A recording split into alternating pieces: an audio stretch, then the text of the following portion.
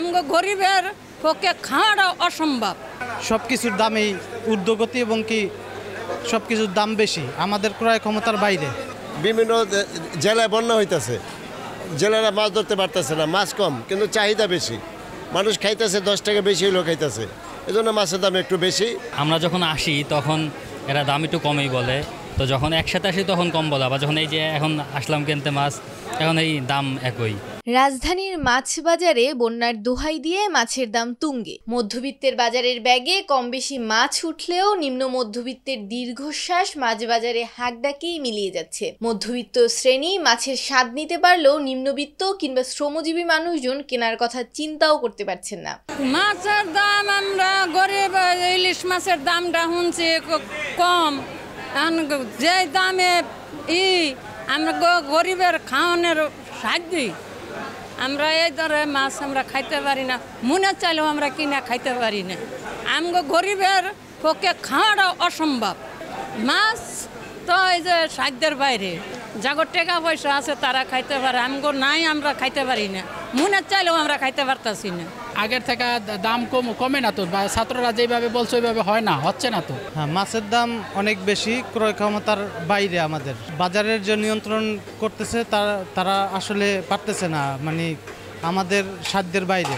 সব কিছুর দামেই ঊর্ধ্বগতি এবং কি সব কিছুর দাম বেশি, আমাদের ক্রয় ক্ষমতার বাইরে। ছাত্র আন্দোলনের কারণে, ছাত্র জনতার এই আন্দোলনে প্রতিটা জিনিসের উপর একটা প্রভাব পড়বে কমার, এটা আসলে আমরা কমার কোনো লক্ষণ দেখছি না। এটা কী কারণে দাম আরও বেড়ে যাচ্ছে বা বেড়ে গেল, এটা আমার মনে হয় একটু বাজারটা মনিটরিং করলে মধ্যবিত্ত বা নিম্ন মধ্যবিত্ত যারা আছে তাদের জন্য একটু সুবিধা হবে।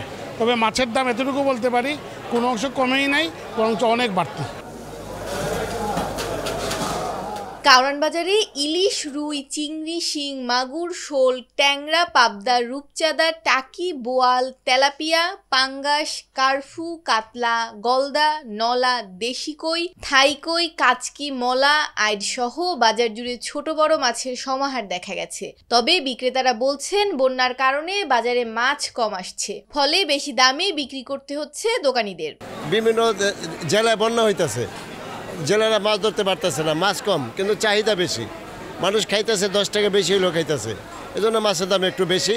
1 কেজি ওজনের মাছ ভাই 2 দিন আগে বেশি 1400 টাকা কেজি, 1 কেজি ওজনের মাছ আজকে ভাই 1600 টাকা কেজি, 200 টাকা দাম বেশি। মাছটা কম আসতেছে, নদীতে মাছ কম, বন্য মাছ ধরা পড়তেছে না, বন্য কমলে মাছ দাম কমতে পারে। মাছের দাম বেশি না ভাইয়া, মনে করেন ওই যে বন্যা, তো বন্যার কারণে মাছ ধরতে পারে না, আবার বন্যাটা কমে গেলে মাছ মনে করেন আরও অনেক দাম কমে যাইব।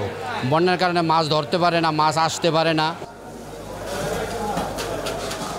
বাজার মনিটরিং কাজে অংশ নেয়া হাবিবুল্লাহ বাহার ইউনিভার্সিটির শিক্ষার্থী মোহাম্মদ রিয়াজ ভোরের পাতাকে বলেন, মনে হচ্ছে এত বছরের সিন্ডিকেট এত সহজে যাবে না, বাজারে অনেক অসঙ্গতি রয়েছে। আমরা শিক্ষার্থীরা বাজার মনিটরিং এ আসলে দাম কমিয়ে দেয় ব্যবসায়ীরা, আবার চলে গেলে আবার বাড়িয়ে দেয়।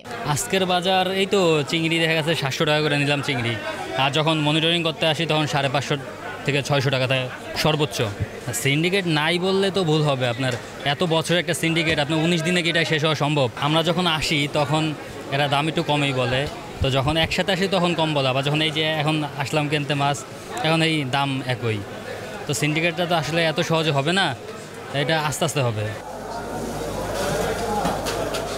মাছ বিক্রেতারা বলছেন সামনে মাছের দাম আরও বাড়ার সম্ভাবনা আছে, কারণ বন্যার কারণে অধিকাংশ মাছের ঘের ভেসে গিয়েছে, যার প্রভাব এখন রাজধানীর বাজারে পড়েছে।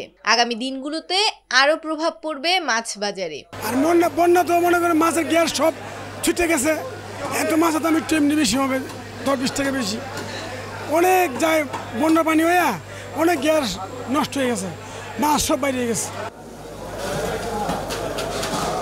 বাজারে মাছের দাম বেশি, মাছ চাষেও এখন অনেক বেশি খরচ, তারপর ঢাকায় আনার পরিবহন খরচও বেশি। সব মিলিয়ে ঢাকার সব খুচরা বাজারগুলোতেই বাড়তি দামের প্রভাব একটু রয়েছে বলছেন ব্যবসায়ীরা। আপনি তো মাল না লাগে দাম কমে, মাল তো পাইতেছেন না, করবেন কি? দেশ তো মালই নাই, দামটা কমবো কীভাবে? মাছ ধরতে পারছে নদী না, বন্য দেশে বন্যটি গেলে মাছ ঠিক হয়ে যাবো দেশ। একদিকে যেমন নদ নদীতে মাছের উৎপাদন কমছে, অন্যদিকে বন্যার কারণে জেলেরা এখন কম মাছ ধরছে, যার কারণে বাজারে মাছের সংকট রয়েছে। আর সরবরাহ কম থাকলে দাম বাড়া স্বাভাবিক। বন্যা শেষ হয়ে গেলে আবার সরবরাহ যদি বাড়ে তখন দাম কমে যাবে। রাঙামাটি কাপ্তায়ের মাছটা বছরে 3 মাস বন্ধ থাকে। এই মাছটা 1 তারিখ থেকে লাগবে, আশা করা যায় প্রচুর দাম কমে যাবে মাছের দাম।